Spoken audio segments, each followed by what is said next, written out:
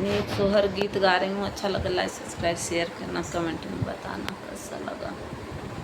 सोने के खरवा राजा दशरथ चोटो रो चोटो रो चला हो बहिनी चली भैल मालिन फूलावरिया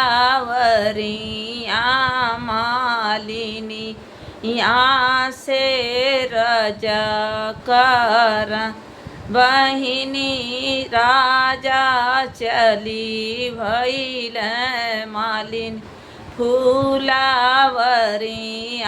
मालिनी यहाँ से रजा कर मालिन सगरो ही फुलवा चटकार बेलिया काहे को मिल रानी सगरो ही फुलवा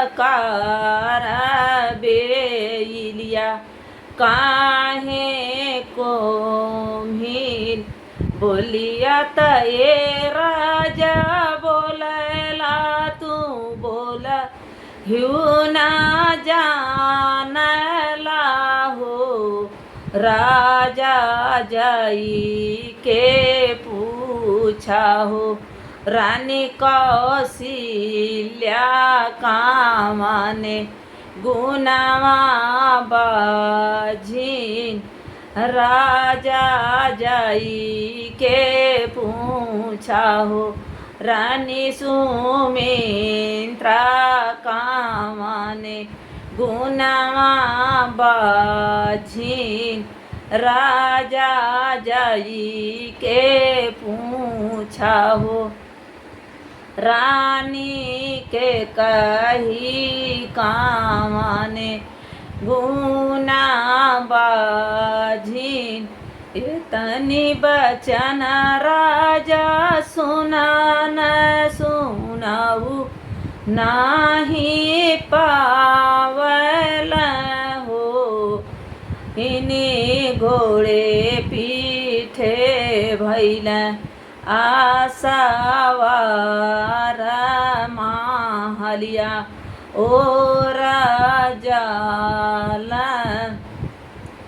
तनि राजा ये तनि बचन जाब सुनल महल बीचे जाल बोली राजा गोड़े मुड़े तन ले चादरिया सुतल गाजाओ बन राजा गोड़े मुड़े तन ले चादरिया सुतल गाजाओ बन घर से निकरनी मत सुमी कौशल्या राजा से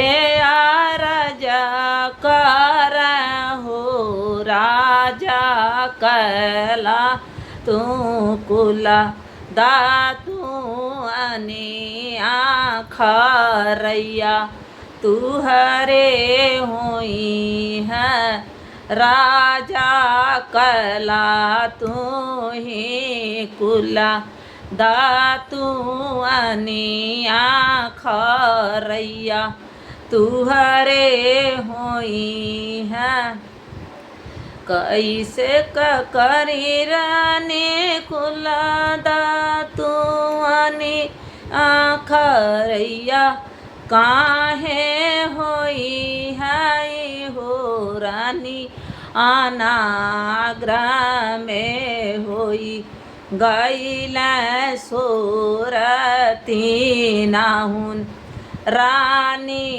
बाझीन घरम से निकर रानी को कही कसुमित्रा राजा से अरज करहु। राजा कना लेता कुला धातु आनिया खरैया तुहारे होई है। घर से निकर रानी के कही तरज से अरज करई हो। राजा कना लेता कुला दातु आनिया खरैया तुहरे हुई है। रनिया कई से करी कुला दातु आनिया खरैया नाही होई है। रानी नागरा में होई गईला सोरती नाहुन। रानी बाझी हामाहू नीरा बंसी। रानी नागरा में होई गईला सोरती नाहुन। रानी बाझी हामाहू नीरा बंसी। मोरे पिछुआ रामा बिसहर बिसहर भैया हितावाना हो। भैया दई देत्या जहा रदावैया तीनहुन जाने मारी। राज बिसहार देई ना देता तू ही दावैया तीनहुन जाने मारी। कौशल्या पीसन सिलिया सुमित्रा पीस सिलिया नाव। आरे के कही तपिय ली सिली धोई तीनाहुन। रानी गरभे रानी कौशल्या पीसन सिलिया सुमित्रा राने सिलिया पे हो। यार के कही तपिय निसिली धोई तीनाहुन। रानी गरभे एक मास बीतल दूसर मास अवरो तीसरे मास हो।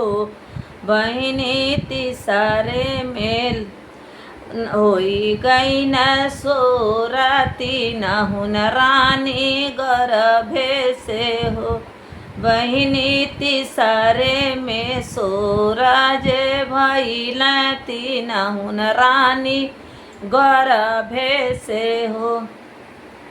कौशल्या के जन्म है राम सुमित्रा के लक्ष्मण। बहिनी रानी के कही के भरत भू अलती नाहुन घरे सोहर हो।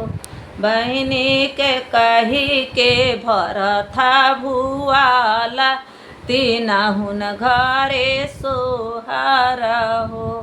बहिनी होई गई नागरा में सोर अयोध्या में सोहर हो।